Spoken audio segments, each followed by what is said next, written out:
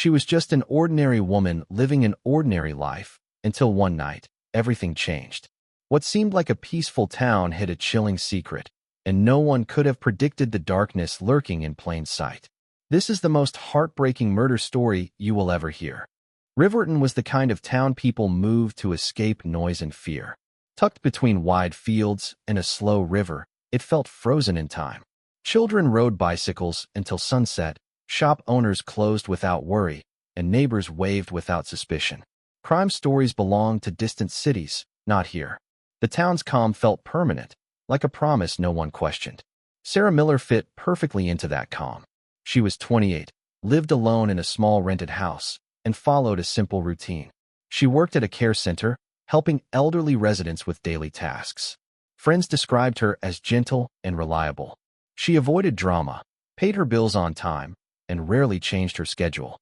To most people, Sarah was easy to overlook, and that was exactly how she liked it.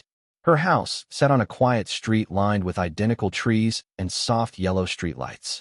Every evening, she returned home at the same hour, cooked simple meals, and spent time reading or watching old movies.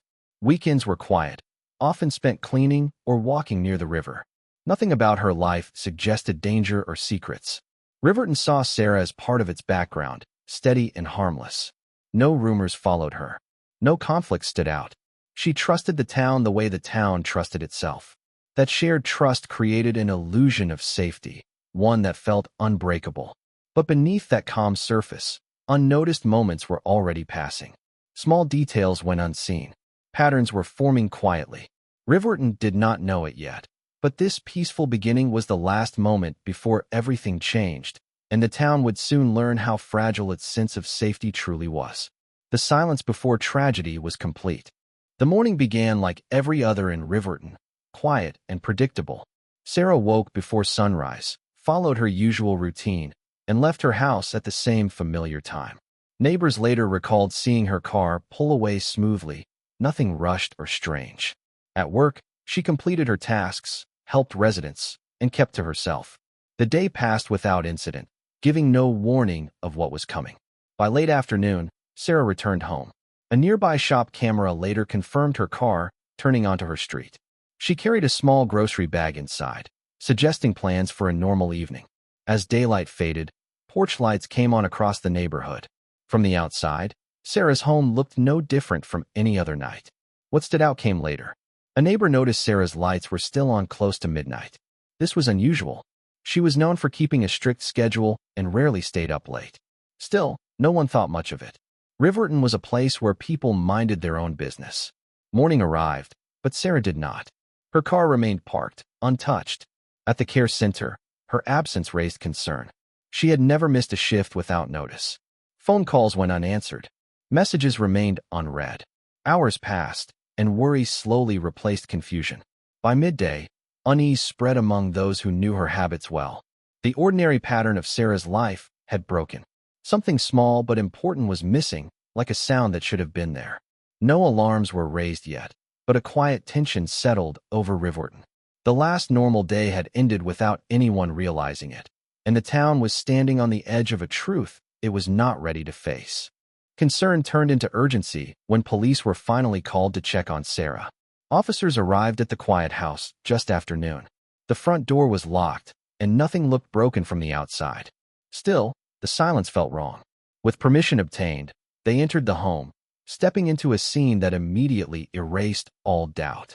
Inside, the air was heavy and still. A chair lay tipped near the kitchen table, and items were scattered across the floor.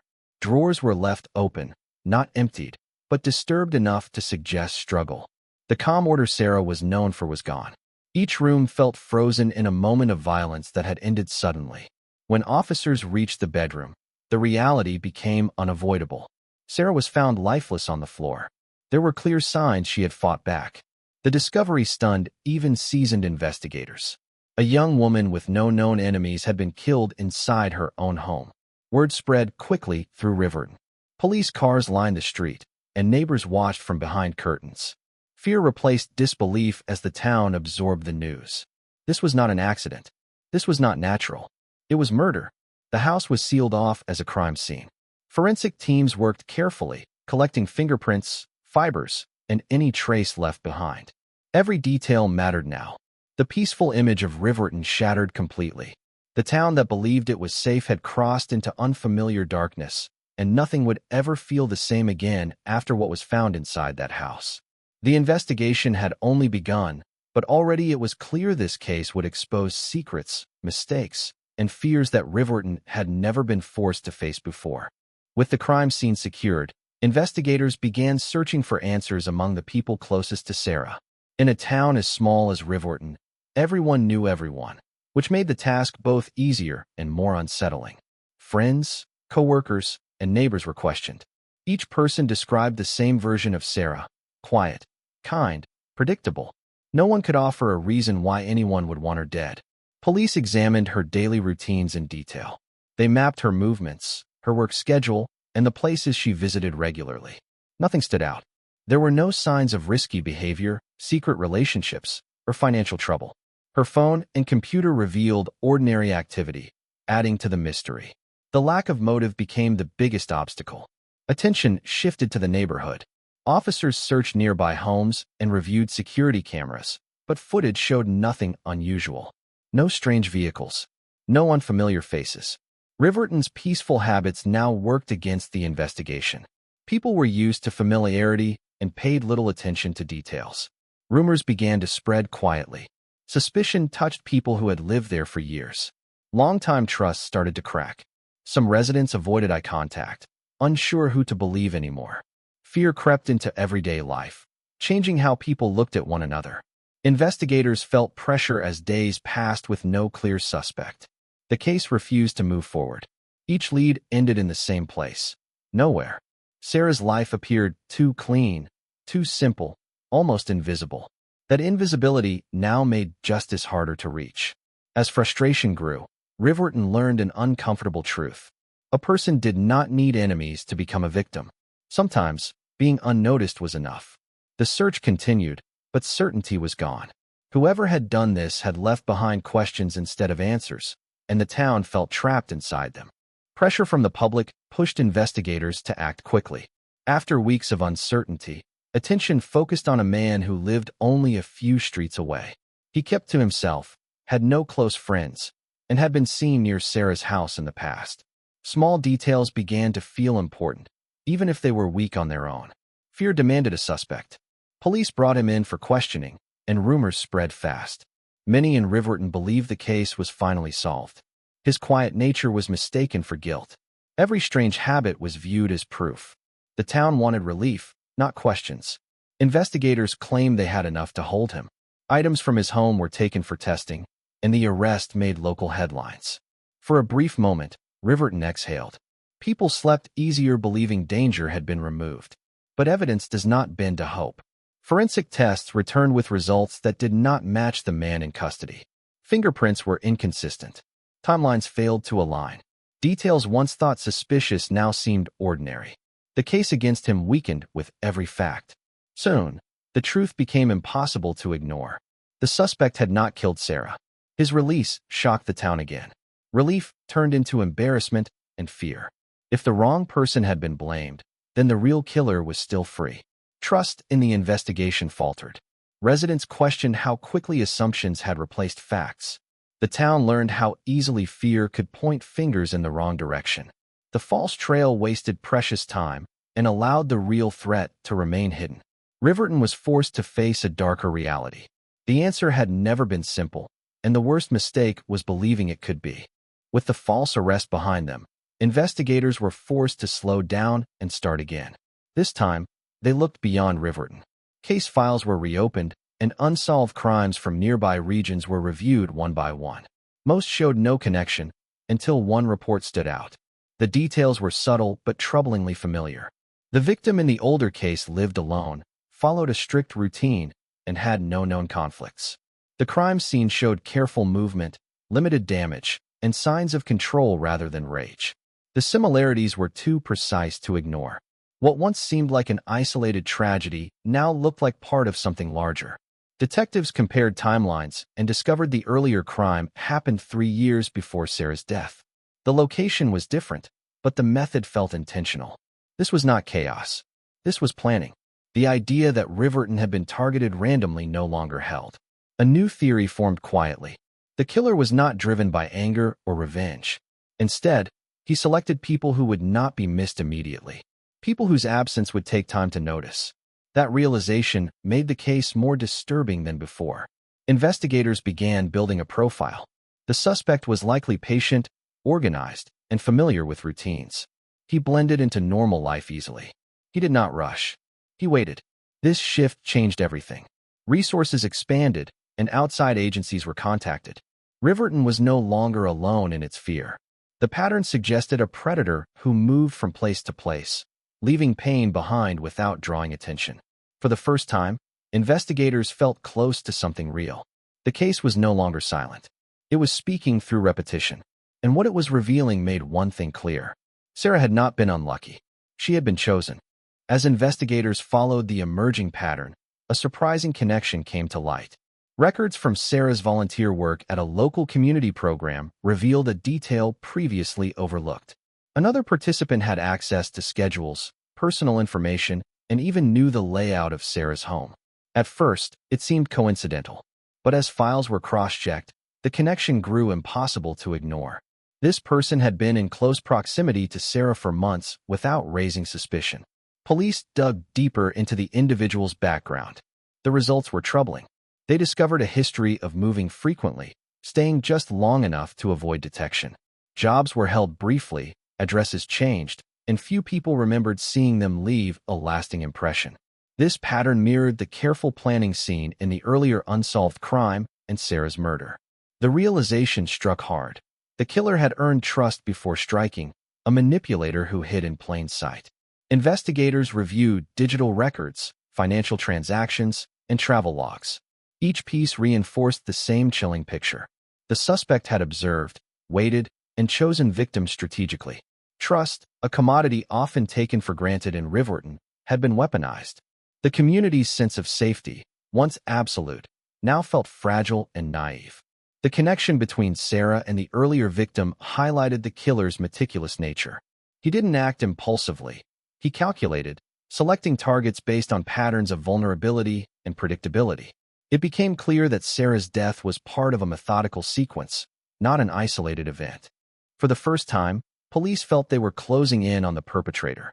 The suspect was not a stranger, but someone who had integrated seamlessly into the lives of potential victims. It was a revelation that made the case more disturbing and personal. The realization settled over Riverton like a shadow.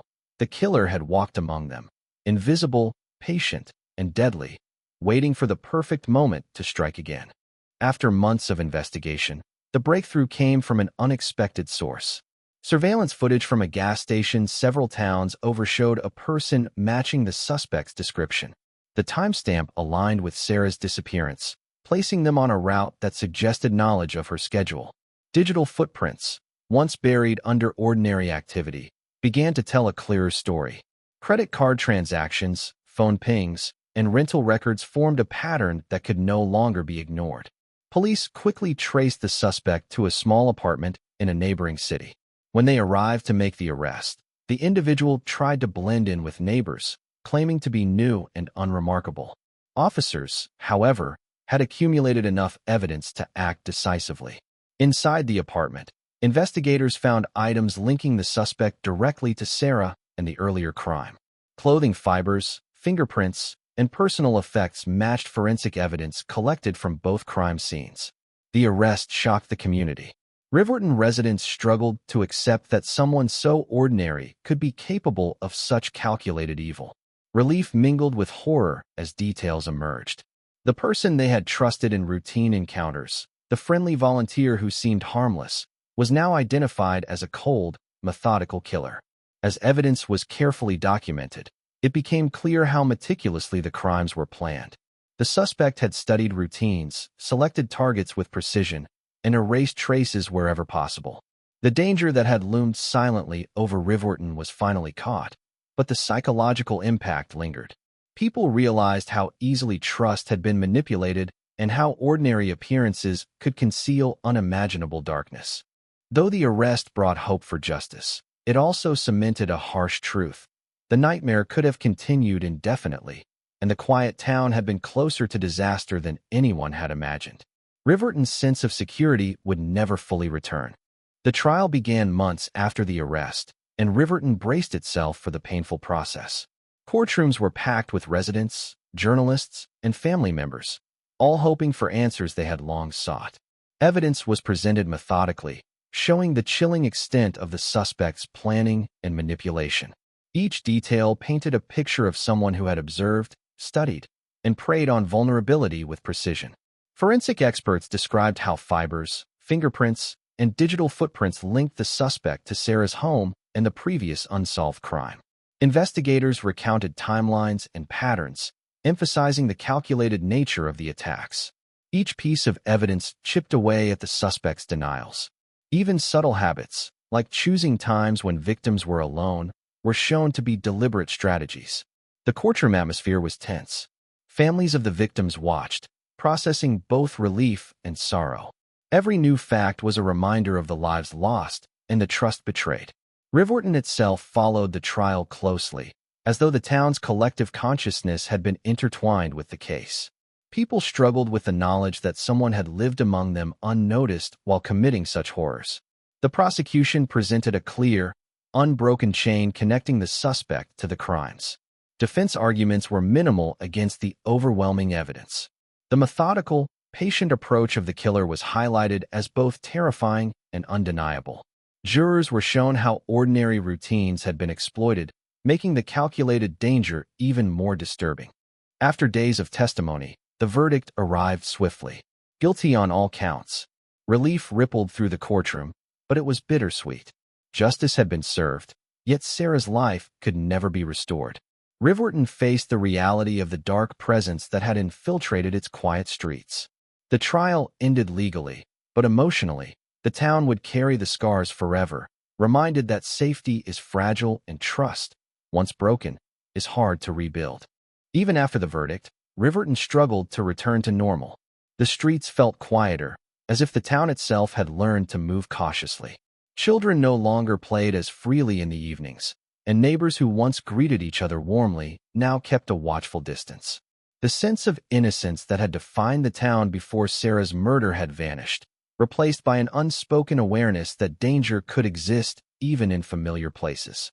Sarah's family tried to rebuild their lives, but grief remained a constant presence. Photographs, personal belongings, and memories reminded them daily of the life stolen too soon. While the legal system had delivered justice, it could not undo the pain, and it could not bring back the simple evenings they had shared with her. Friends and co-workers mourned quietly, feeling both relief at the suspect's capture and a deep sadness for what had been lost. The town itself became a place of reflection. Community meetings addressed safety, and people became more vigilant.